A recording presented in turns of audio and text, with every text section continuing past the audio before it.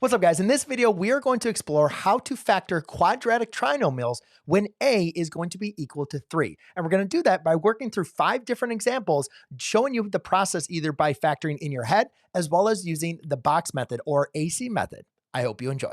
So to do a problem like this, ladies and gentlemen, the first thing we always want to do, when I told you guys to write this as a product of your factors. We're going to learn how to do this when we have a's greater than 1 or other than a number 1. But the way to kind of simplify this is always look to factor out numbers. Is there a constant that we can factor out that all these three remember, we can all write this as ax squared plus bx plus c, where a, b, and c are your real numbers. Is there a real number that they all share? Yes, Emma. 3. So what I can do is I can divide everything by 3. So really I get p squared, oh that's a plus, right? Plus 3p minus 4. Plus. Now I write this, and can I write this now as a product of two factors, right? Because you just factor out a 3, it's just a factor of it. So can I write this as a product? Yes. Now to write that as a product of your two factors, remember we can do a times c, which is -4, my b is 3. What two numbers multiply to give you -4, but add to give you 3? And you could say +4 and -1, right? So therefore my factors are p plus 4 times p minus 1, right? And that's how it's factor corrected. So always, ladies and gentlemen, when looking at this, always try to see if your a, b, and c share a common term. So for this one, I want to factor this out. All right? So to factor this out, ladies and gentlemen, we look at this and we say, is there anything they have in common, right? That's our biggest thing. Is there anything they have in common?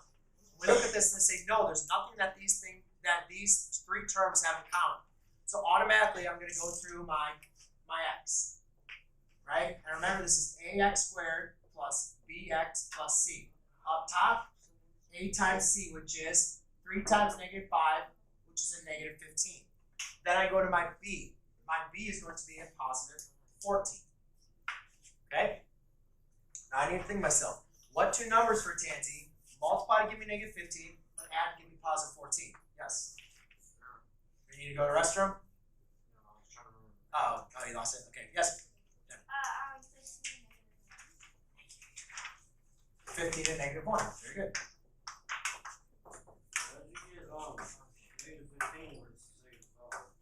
Remember, it's always a times c. When we did the other problems, let's say if I did this, x squared plus 8x plus 16, okay?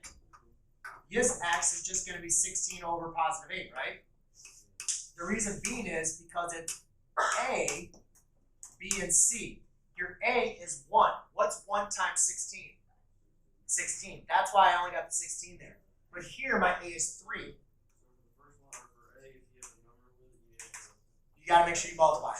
Here we just didn't really go through it all the time, Dean, because it was always a 1. So you're always going to get your c anyways. So now I have these 2 points. So ladies and gentlemen, we can work on the grouping part, or we can work on the area. I'm just going to do the area one again, so you guys can see it.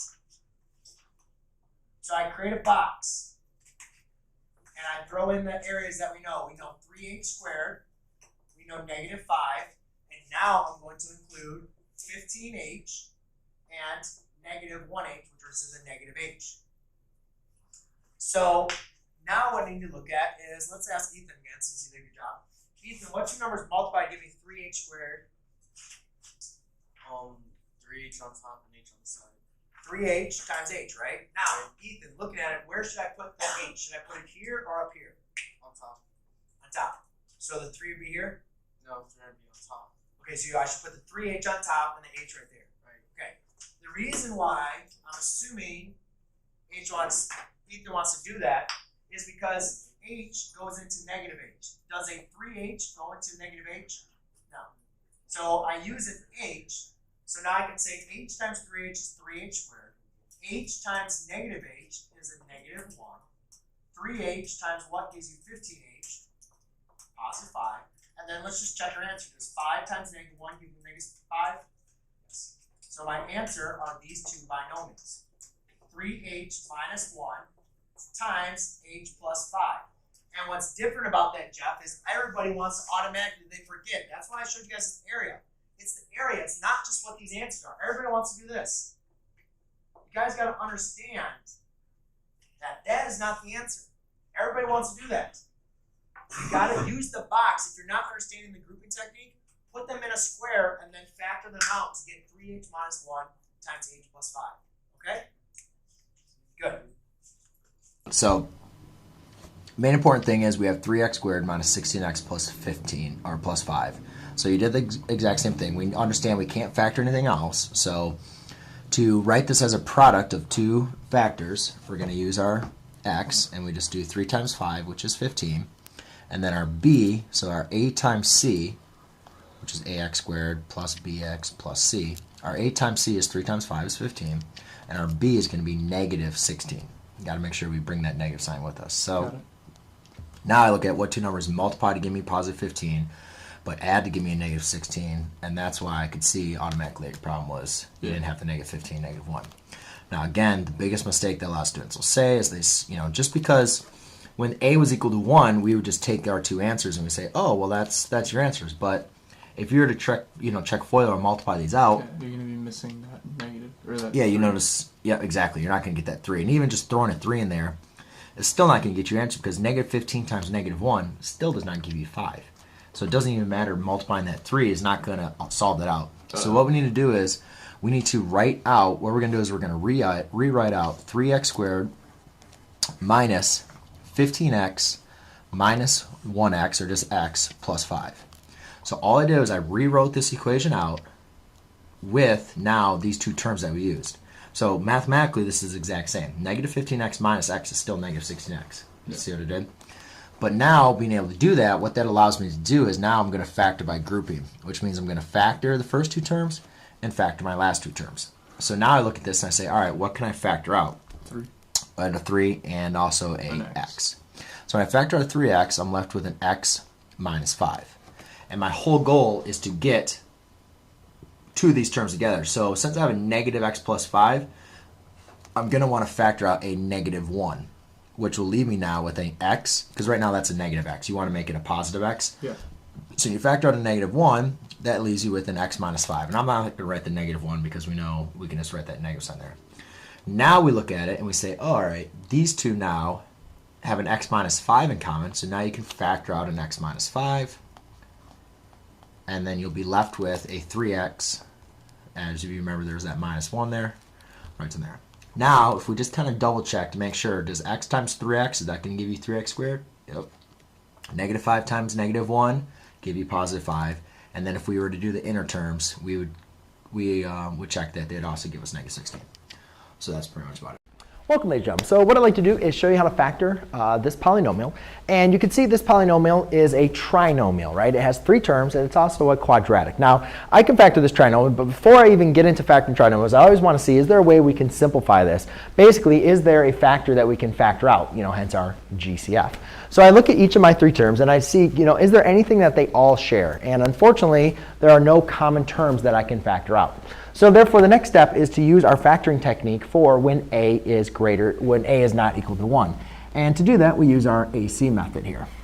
So I'm going to do a times c, and then I have b. I'm going to multiply and then add. So I'm going to multiply my a times c. 3 times 10 is going to be 30. And then I'm going to list negative 17. Now, to identify my 2 other terms that are going to be a part of my factors, I need to identify the factors of 30. And basically what we're trying to identify is 2 factors that multiply to give us 30, but add to give us negative 17. Now forget about the negative just for a second. Let's just write in what are all the factors of 30. And once you get kind of used to this, what you will see is 15, 10, and 3. That a lot of these will start coming very easily in your head. I don't know if I said that correctly. Easily or easier. I'm just going to stop talking. So what you have is a list of factors. And I was able to find 4 of them that when you multiply, when you get to identify the product is 30. Now, again, remember that these have to add up to give us negative 17. So there's no way that both our factors can be positive. However, if I had both our factors were negative and I added them, then that would give me negative 17. So that kind of changes the whole ball game. Now I make all my factors negative because I know two negative numbers are going to give me a positive. Now I just look at the factors and see, all right, which of these factors add up to give me negative 17? And you can see I have my winner, winner, chicken dinner right there. So now I've identified negative 15 and negative 2. I need to input them back into my polynomial. And one of the methods I'm going to do that is by inputting them in for my middle term. So I'm going to write 3n squared minus 15n minus 2n plus 10. So what I want you guys to see is I just rewrote negative 17n as negative 15n minus 2n. And I did that so now I can apply grouping, because now I have a polynomial that has 4 terms. So now I can apply the grouping technique of factoring. So what I do is I group the first 2 terms and the last 2 terms. Then I basically look at these and I say, all right, what do these 2 terms have in common? And you can see that I'm going to be factoring out their GCFs. And you can see that these have in common a 3n. When I divide both these terms by 3n, I'm left with an n minus 5. Then these 2 terms, again, you can see that I can factor out a negative 2. And they're left with an n minus 5. So the whole purpose of factoring by grouping is to obviously get 2 expressions that are exactly the same. Now, since these are exactly the same, I can factor them out. And what's going to be left over is going to be 3n minus 2. So I'll write that as my other factor. Then, if you want to check your answer, you can always apply FOIL, or distributive property, to multiply and see if you get 3n minus 17, n plus 10. So there you go, ladies and gentlemen. That is how you factor for your polynomial. Thanks. Okay, now I'll do this a second time for you. So, since you guys are all good, I'll just work with you guys. And thinking about what we want to do here, and what we're going to do for this problem is we're asking you to factor it. So remember, factoring tells us to take either a number or, in this term, an expression, and write it as a product of its 2 factors. And when we think about what are the product of its 2 factors, a factor is either a number or a term expression that can divide into our original number expression. So what I'm doing is I need to break this up into 2 expressions that divide evenly into this. Now, the first one we always want to look for is a numeric expression, like a number, that can easily divide into this, and that would be a factor. So I look at this, is there any number that can divide into 3, 19, or 20, negative 19 and 20? And the answer is no. So therefore, now what I'm going to have to do, and there's also no variable that divides into there. So now what I'm going to have to do is simply look at a method to write this as a product. And one of these methods I'm going to kind of share with you that we write this big X. And we need to remember that when we have a trinomial in quadratic terms, that means it's in the quadratic form, where a is the coefficient of your x squared, b is the coefficient of your linear x, and c is your constant. What we can do is we can help us solve this problem by following these steps. So what I'm going to do is I'm going to multiply a times c, and then I'm going to add for b. So what I'm going to do is I'm going to multiply a times c, which will give me positive 60, and then I'm going to write b, which is negative 19. Now this is very similar to the problems that we worked on before, but the difference is our a is now greater than 1. And notice before we always just wrote down c, right? But now, when there's a number in front, I need to make sure I multiply that a times c, because when there was no number in front, there was 1. So 1 times c always just gave us c. That's why we make sure we multiply that a. So now I need to do is determine what 2 numbers multiply to give me positive 60, but add to give me a negative 19. Think about this. We know our 2 numbers that multiply to give us 60 have to be negative, because 2 positive numbers will multiply to give you a positive 60, but they're not going to add to give you a negative number. So when I start thinking about this, 2 negative numbers that multiply to give me a positive 60, I come up with a negative 15 and a negative 4. Now the quick thing that a lot of students want to say is, like our other answers, they'd say, oh, our 2 factors then are x minus 15 and x minus 4. Boom, I got it, right? Hold up. Our problem is, if we're going to check our FOIL, one thing we noticed is FOIL gave us that first term. X times x was supposed to provide us with that first part in our trinomial. Well, x times x here does not provide us with 3x squared. Remember, factoring is all we're doing is we're taking our original problem and rewriting it as the product of two of its factors. Mathematically, it's still going to have the same value. This expression and that expression do not have the mathematical same value. Negative 15 times negative 4 does not give you 20. So what we need to do is we need to write this in a way that is still going to keep that mathematical equivalence. So what I'm going to do is I am going to now write 3x squared minus, that's right over here. 3x squared minus 15x minus 4x plus 20. And actually, you know what I'm going to do? I'm going to do a little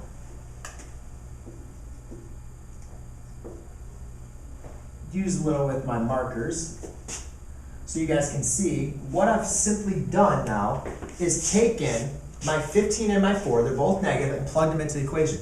Again, look at this. This is exactly mathematically the same as this. What I did was I broke down my negative 19 into negative 15 minus negative 4, or negative 15x minus negative 4x. How did I know that worked? Because there's a lot of numbers that add up to give you negative 19. Well, because those were the two that multiplied to give me a times c.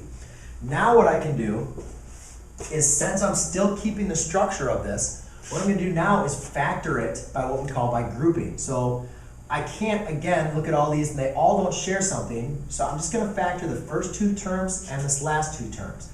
So now I need to determine what number goes evenly into 3x squared and also goes into negative 15x squared. Now, if you want to break it down because you're having trouble with the factoring, factor out each one of these in together like we previously did. But what you guys notice is they share a 3x. So that means 3x is one of their factors.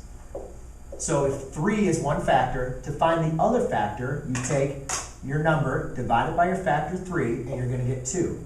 So 3x squared minus 15x divided by 3x, well, the 3's cancel out, x's cancel out. So I'm just left with x. Negative 15x divided by 3x is going to give me a negative 5.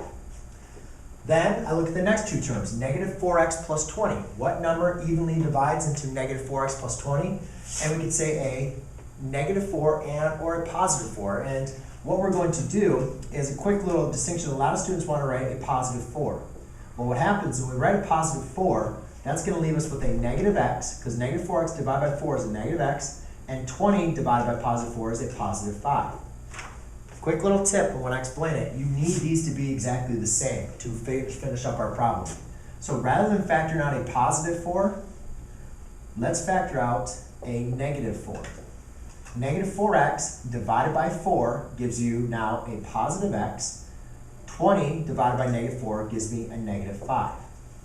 So what was so important about that is now, since I have these two the same, again, we haven't changed anything. All I did was factor out common factors for these two terms and these two terms. Now what I do is factor out common terms between this term and this term. And what you notice they share is the common term of x minus 5 and x minus 5.